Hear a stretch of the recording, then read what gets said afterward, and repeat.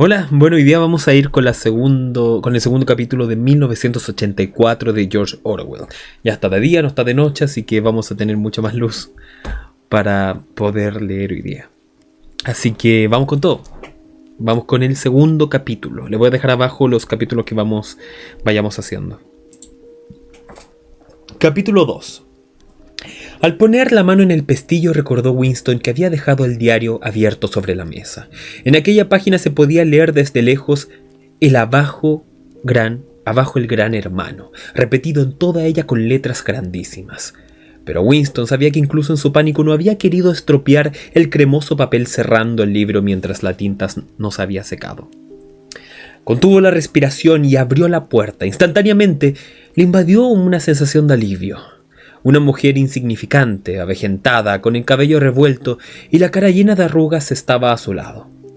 «Oh, camarada», empezó a decir la mujer en una voz lúgubre y quejumbrosa, «te sentí llegar y he venido por si puedes echarle un ojo al desagüe del fregadero. Se nos ha atascado».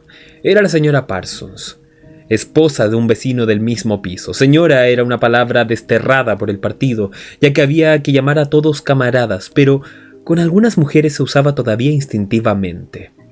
Era una mujer de unos 30 años, pero aparentaba mucha más edad.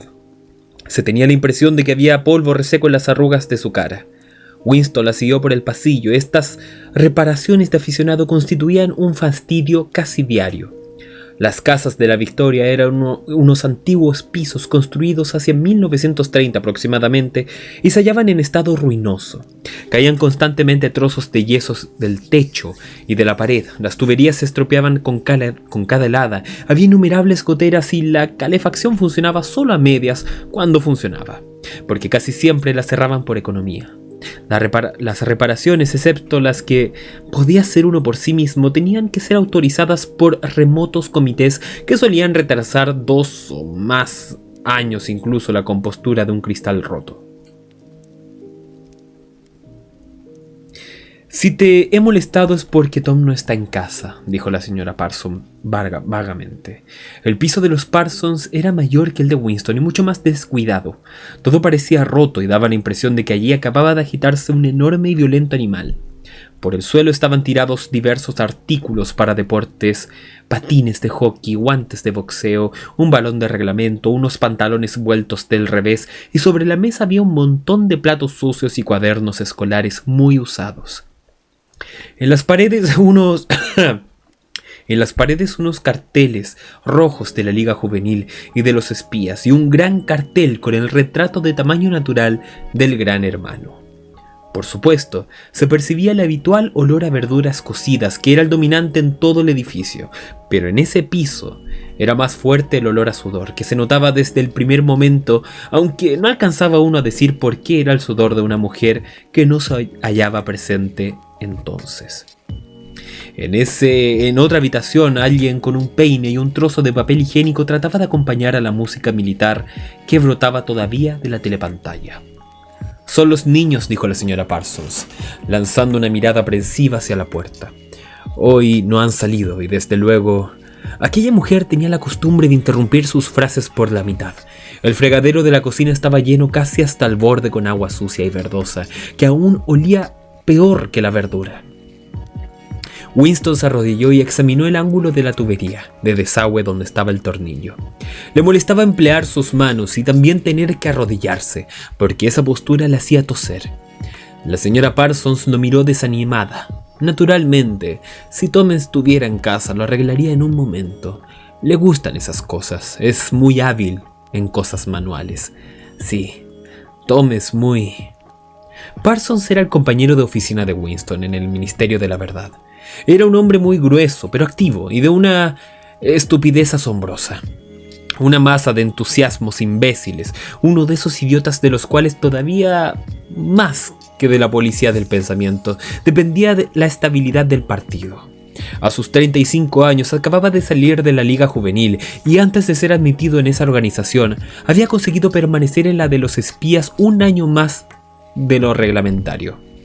En el ministerio estaba empleado en un puesto subordinado para el que no se requería inteligencia alguna, pero por otra parte Era una figura sobresaliente del comité deportivo y de todos los demás comités dedicados a organizar excursiones colectivas, manifestaciones espontáneas, las campañas pro ahorro y en general todas las actividades voluntarias. Imaginaba a quien quisiera oírle con tranquilo orgullo y entre chupadas a su pipa que no había dejado de acudir ni un solo día al centro de la comunidad durante los 4 años pasados. Un fortísimo olor a sudor, una especie de testimonio inconsciente de su continua actividad y energía, le seguía a donde quiera que iba y quedaba tras él cuando se hallaba lejos. «¿Tiene usted un destornillador?», dijo Winston tocando el tapón del desagüe. «¿Un destornillador?», dijo la señora Parsons, inmovilizándose inmediatamente. «Pues no sé, es posible que los niños...». En la habitación de al lado se oían fuertes pisadas y más trompetazos con el peine. La señora Parsons trajo el destornillador. Winston dejó salir el agua y quitó con asco el pegote de cabello que había atrancado el tubo. Se limpió los dedos lo mejor que pudo en el agua fría del grifo y volvió a la otra habitación. «¡Arriba las manos!», chilló una voz salvaje. Un chico guapo y de aspecto rudo que parecía tener unos 9 años había surgido por detrás de la mesa y amenazaba a Winston con una pistola automática de juguete mientras que su hermanita de unos 2 años menos hacía el mismo ademán con un pedazo de madera. Ambos iban vestidos con pantalones cortos azules, camisas grises y pañuelo rojo al cuello. Este era el uniforme de los espías. Winston levantó las manos, pero a pesar de la broma sentía cierta inquietud por el gesto de maldad que veía en el niño. «¡Eres un traidor!», gritó el chico. «¡Eres un criminal mental! ¡Eres un espía de Eurasia! ¡Te mataré! ¡Te vaporizaré! ¡Te mandaré a las minas de sal!». De pronto, tanto el niño como la niña empezaron a saltar en torno a él gritando «traidor», «criminal mental», imitando a la niña todos los movimientos de su hermano. Aquello producía un poco de miedo, algo así como los juegos de los cachorros de los tigres, cuando pensamos que pronto se convertirán en devoradores de hombres. Había una especie de ferocidad calculadora en la mirada del pequeño, un deseo evidente de darle un buen golpe a Winston, de hacerle daño de alguna manera, una convicción de ser casi lo suficientemente hombre para hacerlo. «Qué suerte que el niño no tenga en la mano más que una pistola de juguete», pensó Winston. La mirada de la señora Parsons iba nerviosamente de los niños a Winston y de este a los niños. Como en aquella habitación había mejor luz, pudo notar Winston que las arrugas de la mujer había efectivamente polvo. «Hacen tanto ruido», dijo ella. «Están disgustados porque no pueden ir a ver a ahorcar a esos. Estoy segura de que por eso revuelven tanto. Yo no puedo llevarlos, tengo demasiado que hacer. Y Tom no volverá de su trabajo a tiempo». «¿Por qué no podemos ir a ver cómo los cuelgan?» gritó el pequeño con su tremenda voz impropia de su edad. «¡Queremos verlos colgar! ¡Queremos verlos colgar!», canturraba la chiquilla mientras saltaba. Varios prisioneros eurasiáticos culpables de crímenes de guerra serían ahorcados en el parque aquella tarde, recordó Winston. Esto solía ocurrir una vez al mes y constituía un espectáculo popular. A los niños siempre les hacía gran ilusión asistir a él. Winston se despidió de la señora Parsons y se dirigió hacia la puerta, pero apenas había bajado 6 escalones cuando algo le dio en el cuello por detrás, produciéndole un terrible dolor. Era como si le hubieran aplicado un alambre incandescente. Se volvió a tiempo de ver cómo retiraba la señora Parsons a su hijo del descansillo. El chico se guardaba un tirachinas en el bolsillo. «¡Goldstein!», gritó el pequeño antes de que la madre cerrara la puerta. Pero lo que más asustó a Winston fue la mirada de terror y desamparo de la señora Parsons. De nuevo en su piso, cruzó rápidamente por delante de la telepantalla y volvió a sentarse ante la mesita sin dejar de pasarse la mano por su dolorido cuello.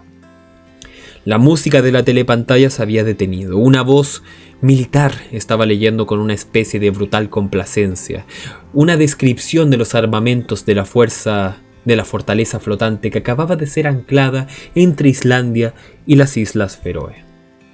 Con aquellos niños, pensó Winston, la desgraciada mujer debía de llevar una vida terrorífica. Dentro de 1 o 2 años sus propios hijos podían descubrir en ella algún indicio de herejía. Casi todos los niños de entonces eran horribles. Lo peor de todo era que esas organizaciones como la de los espías los convertían sistemáticamente en pequeños salvajes ingobernables y sin embargo, este salvajismo no les impulsaba a rebelarse contra la disciplina del partido. Por lo contrario, adoraban al partido y a todo lo que se relacionaba con él.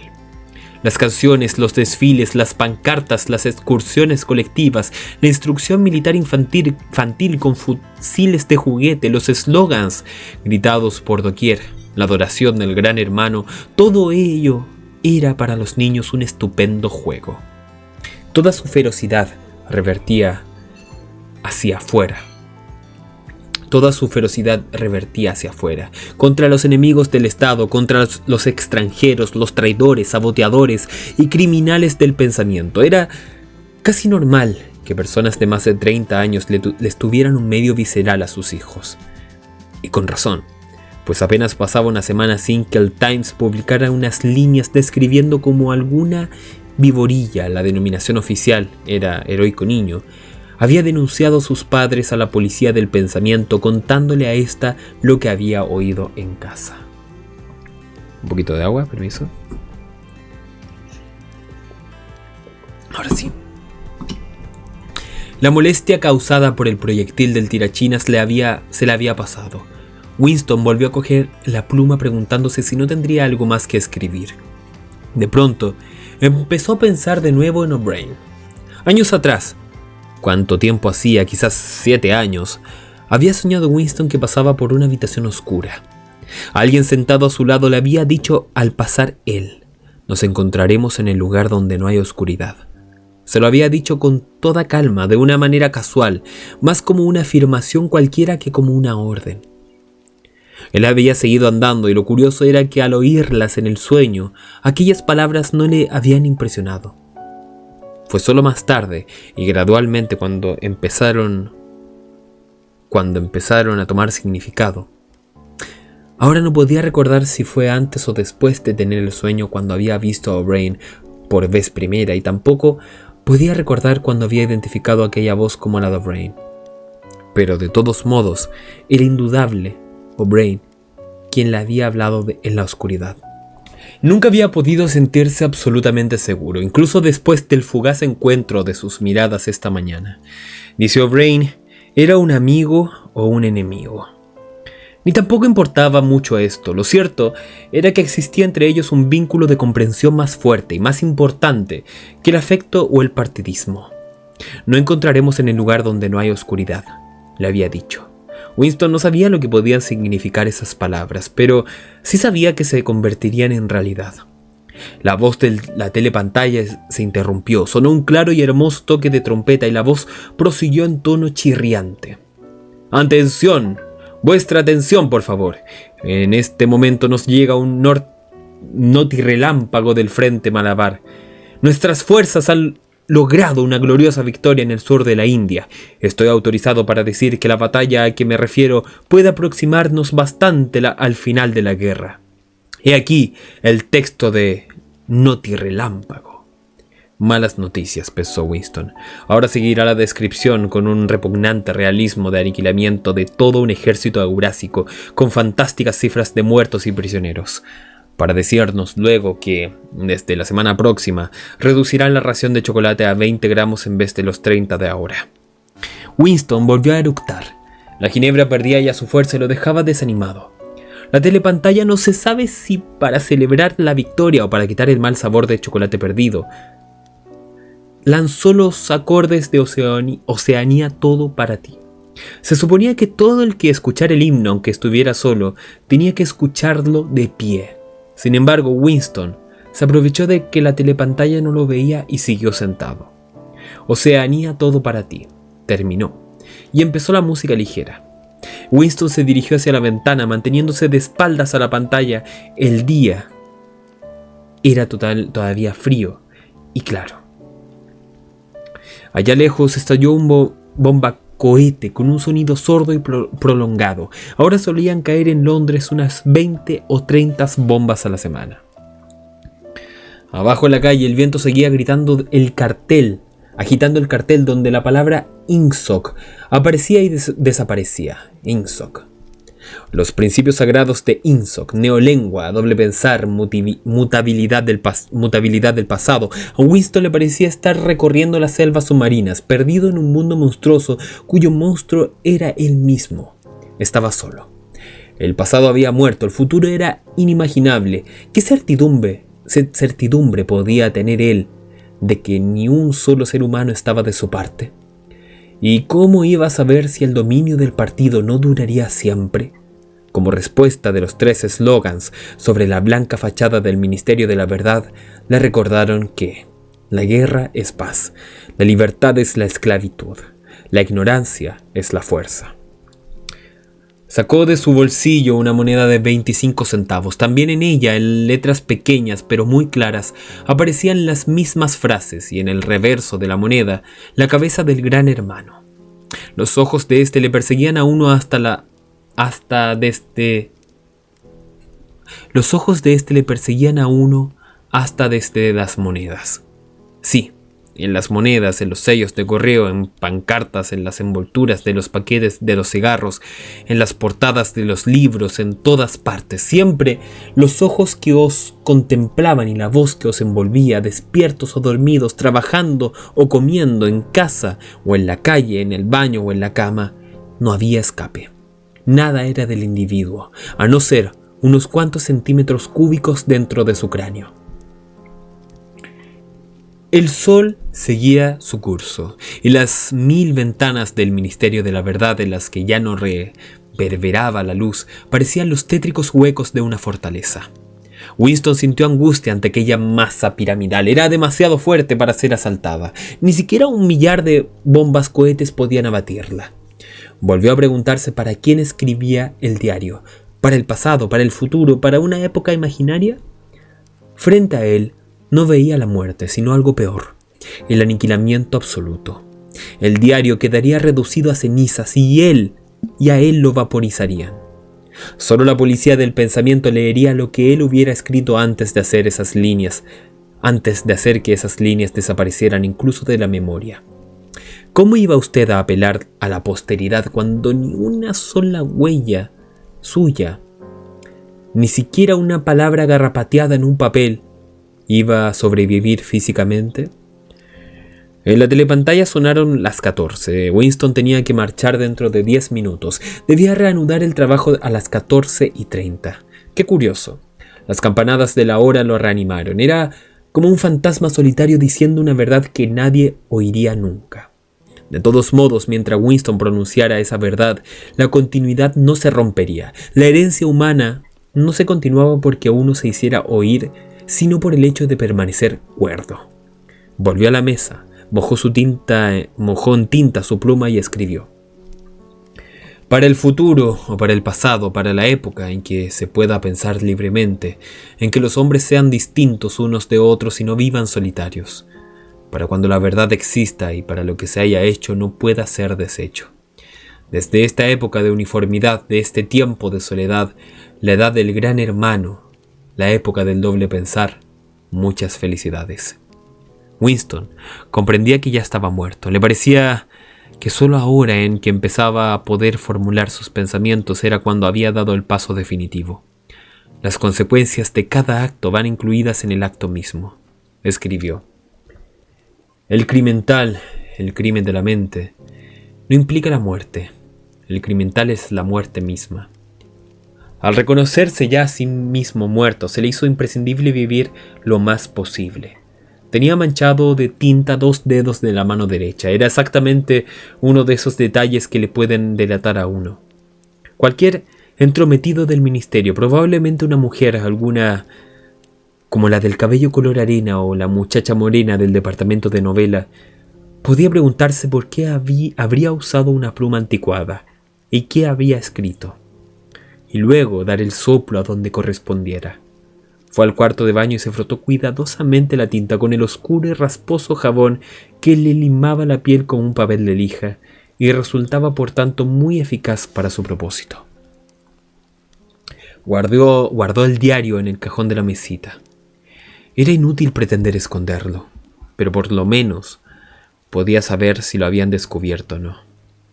Un cabello sujeto entre las páginas sería demasiado evidente. Por eso, con la yema de un dedo, recogió una partícula de polvo de posible identificación y la depositó sobre una esquina de la tapa, de donde tendría que caerse si cogían el libro.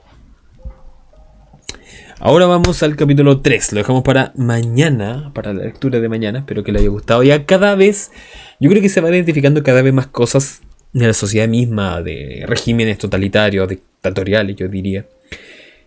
Y se va demostrando como un poco este mundo distópico muestra, creo yo, como... ¿Cómo lo pienso? Como el hecho de él pensar para futuro, es eso, decir, ojalá personas que ustedes lo vean en un futuro, que estén libres y que no exista de alguna forma este gran hermano observando todo, hace pensar como que es una advertencia a cuidar la libertad que hoy en día estamos teniendo, por lo menos en los países occidentales, la gran mayoría. Y te hace pensar un poco de la no salida que se ve en países totalitarios, de cómo de alguna forma estos países destruyen la moral de la gente, llevándolo a pensar que prácticamente nunca van a poder volver o soñar de alguna forma con otro estilo de vida que no sea el que está dentro de un lugar totalitario. Por ejemplo, imaginemos Corea del Norte, imaginando cómo cada uno de ellos debe sentirse de poder ver que no se pueden expresar y ojalá pensando en algún futuro poder tener una cierta libertad de expresión que hoy en día ni siquiera se ve lejana, no se ve. Entonces es algo curioso como para poner de advertencia. Así que eso, vamos a leer el capítulo 3 mañana para que sigamos. Espero que le haya gustado. Me retiro. Así que buenas noches, buenas tardes, buenos días, dependiendo de qué horario me estés viendo y leyendo. Nos vemos para la próxima.